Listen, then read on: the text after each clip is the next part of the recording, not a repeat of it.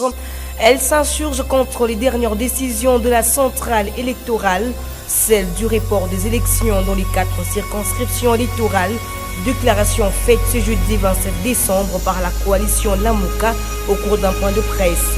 Elle tient toujours à sa promesse, celle de la tenue des élections le 30 décembre. La CENI vient de déployer les fiches de résultats et autres dans quelques sites d'antenne de la capitale. Elle est tombée en chute par l'association sportive Vita Club. Le Son Majesté Tsanga Balende a perdu sur un score étriqué d'un but à 0. Et voilà, c'est tout pour les titres.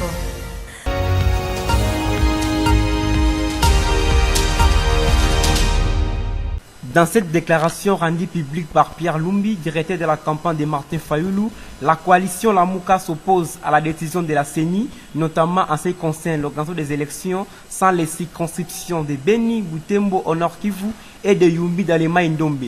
Lamuka considère cette décision de discriminatoire et lance des recommandations suivantes pour la réintégration de ces territoires dans les processus électoraux.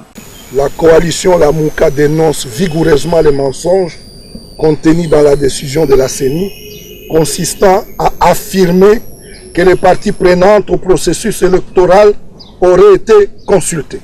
La coalition Lamuka exige que la CENI retire instamment cette décision injustifiée et organise des élections sur toute l'étendue de la RDC sans aucune discrimination.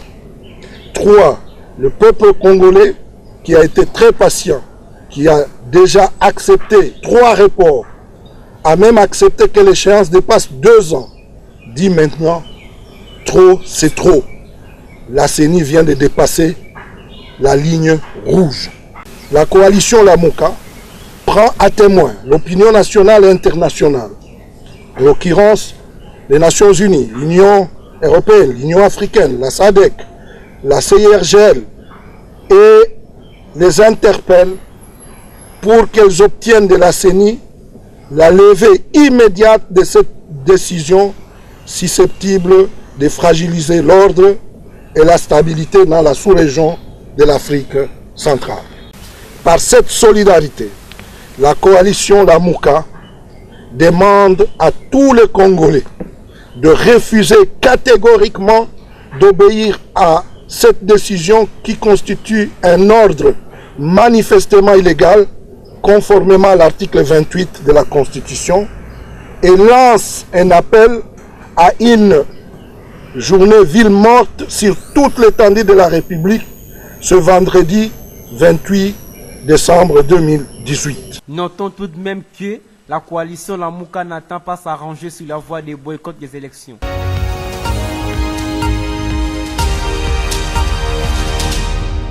Non, moi je crois que nous, société civile, vous savez bien que nous avons été très réservés. Nous n'avons pas voulu nous engager avec M. Nanga, parce que nous savions là où il allait nous amener. Nanga à la tête de la CENI, on savait ce qu'il allait produire. C'est pourquoi nous avions hésité. Bon, eh bien, nous constatons, nous observons que pour une CENI, bras séculé de M. Kabila, qui a eu le temps, aujourd'hui 2 ans, pour organiser ces élections, nous amène un piètre résultat. On nous dit voilà, il y a un problème d'insécurité, il y a un problème d'Ebola, Beni, Butembo, Yumbi, dans le Maïndombe, ne peuvent pas voter. En dehors de ça, il y a des machines à voter qui sont détenues par des individus qui ont des machines dans leur maison, en train de voter. Beni, Butembo, ce sont des contrées qui sont convoitées par l'étranger. Nos territoires-là font l'objet d'une convoitise excessive. Et les exclure du processus équivaudrait à les exclure de la législature. C'est-à-dire, ils ne vont pas participer au vote, donc ils n'auront pas voté notre président de la République. Ils n'auront pas de représentants au Parlement. Les élections seront les élections les plus mauvaises possibles. Nous allons en régression. Alors que M. Nanga, il clamait tout haut, il le disait pince à rire, qu'il était en train, il avait tous les moyens, il n'avait besoin de personne, d'aucune assistance pour organiser ces élections. Il nous offrirait de très bonnes élections.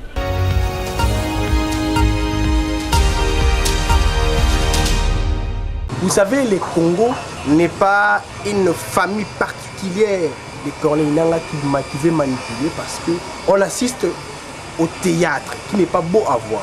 Autrefois, la CENI, par la voix de son président, a demandé à ce qu'on puisse pousser les élections jusqu'au 30 de ces mois, sous prétexte qu'il y a eu incendie à l'entrepôt de la CENI, raison pour laquelle on ne peut pas exclure ou mettre à l'écart Kinshasa dans ces élections. Et aujourd'hui, dans 4 ou 3 jours vers les 30, la même CENI nous apprend encore qu'on doit aller aux élections sans les 3 régions. Pour citer Beni, Butembo et Yumbi. C'est inconcevable, madame. Nous demandons à Corneille Nangaa d'être sérieux. Corneille Nangaa, en fait, a pris une décision disant qu'il y aura élection sans que d'autres villes puissent participer. Et puis, le président de la République fera déjà remise et reprise avec l'autre président de la République qui sera déjà installé sans que d'autres villes puissent voter. Mais la question que nous devons poser à Nangaa, quid sera le sort du président lorsqu'il y aura élection dans d'autres villes après en mars? C'est ça la question que nous devons poser. Organiser les élections pour maintenir la paix de la population du côté de l'opposition. Mais si la CENI essaie de reporter toutes les élections au mois de mars, en fait cela peut créer des chaos.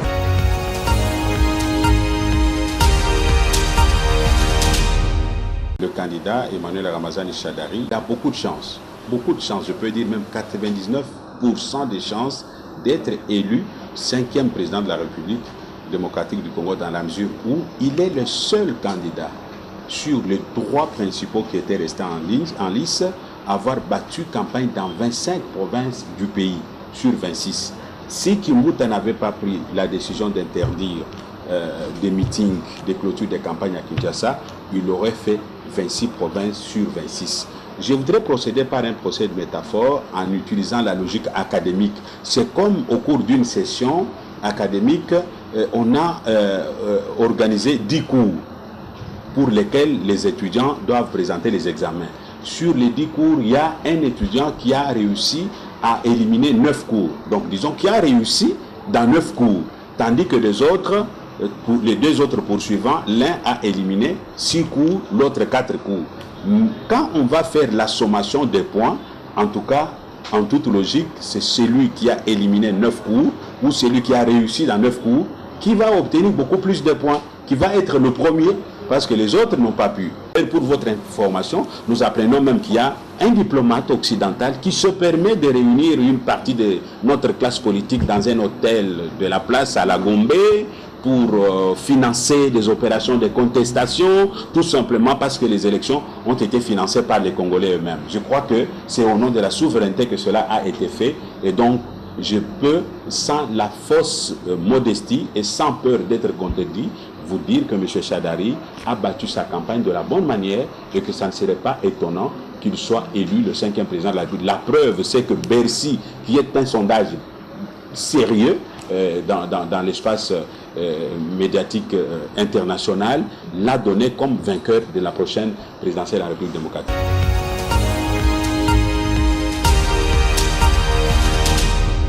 Joseph Kokonyangi, cadre de la majorité présidentielle du Front commun pour les Congo, accuse l'Église catholique d'offrir ses bons offices pour faciliter un rapprochement entre le cas pour le changement et la Mouka, 2 coalitions électorales soutenant Félix Tshisekedi et Martin Fayulu à la course présidentielle. Pour lui, ces pourparlers se déroulent en coulisses sous l'égide de l'Église catholique, a pour but de trouver une candidature commune entre ces 2 plateformes de l'opposition à la présidentielle du 30 décembre. Joseph Kokonyangi appelle l'Église catholique à la neutralité afin de rester au milieu du village.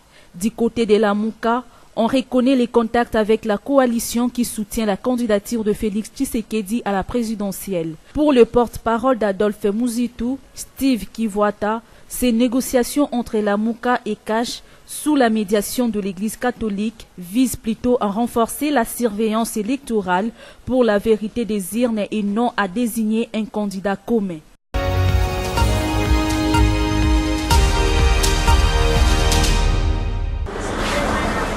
Le déploiement de quelques outils pour la tenue des élections des 30 décembre dans l'enceinte de Lingwala le jeudi 27 décembre. En présence des agents de la CENI, le déploiement s'est effectué avec succès.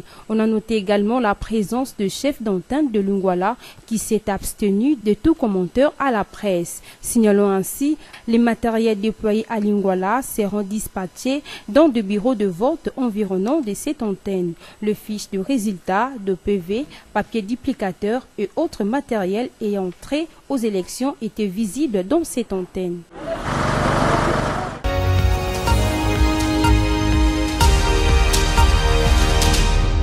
Élections directes dans les circonscriptions électorales de Beni, Beni-Ville et Butembo-Ville, en province du Nord, ainsi que Yumbi, dans la province de Mai-Ndombe, sont programmés au mois de mars 2019 et feront l'objet d'un calendrier spécifique.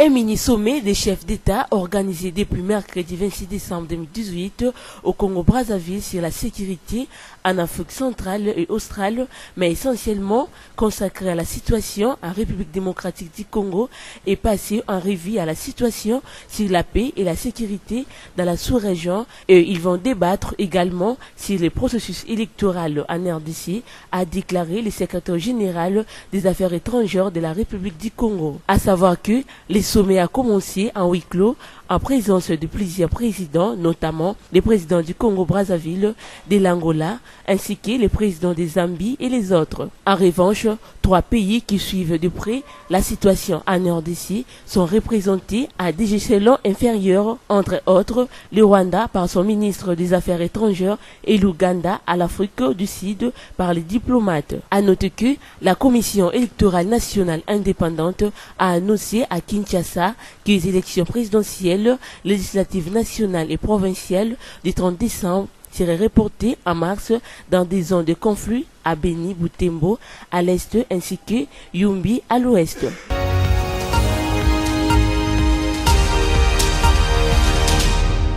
Et nous avons réussi 4 bataillons qui sont venus en renfort dans la ville de Kinshasa, intégrer définitivement le commissariat provincial. Notre rôle, nous, c'est de sécuriser la population. Écoutez, il ne faut pas avoir peur, au contraire, la présence des policiers et des militaires rassure la population. Il n'y a que les malfaiteurs qui peuvent avoir peur des policiers et des militaires. Nous sommes pendant une période électorale, la police assume le premier rôle et nous avons toujours les renforts de l'armée. Les policiers de la circulation routière ont reçu des instructions qu'on peut interpeller quelqu'un quand il commet une infraction de, par exemple, le sens contraire.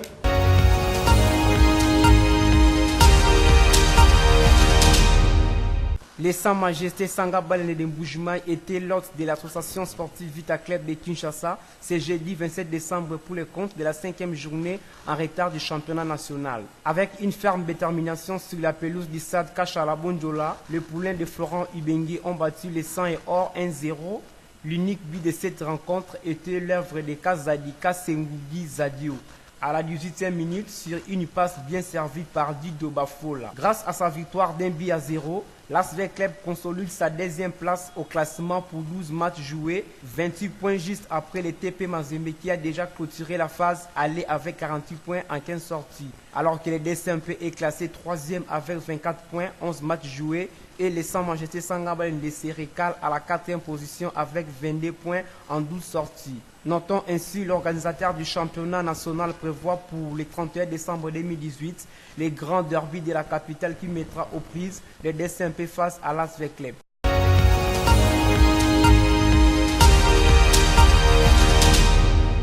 Boula ezoko beta évacuation ma ezosalama rapidement. Problème ekoki se poser te nde tomonaki situation ezali na Brazzaville que non RDC azobeta na Congo en face mbule beti mai etelemi na terrain na bandunu base to salango na ba condition normale Donc, ceux qui malient les amakas, azu malili. Ceux qui paient moi les amakas, aouza moi makas.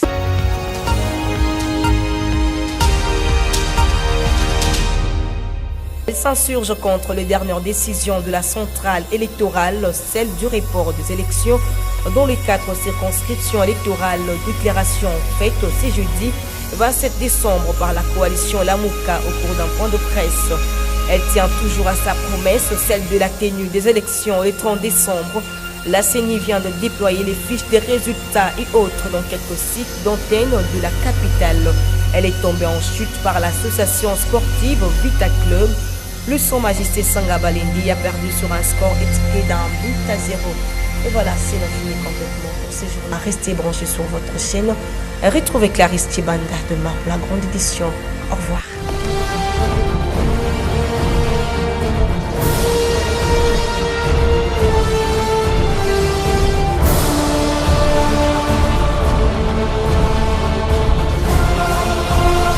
La famille Kaloubi a la profonde douleur d'annoncer aux amis et connaissances les décès de leur fils Saint-Joué Moulumba Bataka Bissoir, mort survenu à la suite d'une électrocution lors de la pluie qui s'est abattue le mercredi 19 décembre à Kinshasa. Le programme des obsèques se présente comme suit. Vendredi 28 décembre, levée du corps de la morgue de l'hôpital général de Kinshasa ex-Mama Yemo pour exposition à la salle Groupe Casse, référence 1er rue Lumete Founan. Samedi 29 décembre, l'enterrement est prévu à 12h à la nécropole entre terre et ciel. En attendant, le deuil se tient à la résidence familiale assise sur l'avenue Bateke, numéro 150, référence route Mokali, dans la commune de Kimbanseke. Ces communiqués tient lieu de faire part.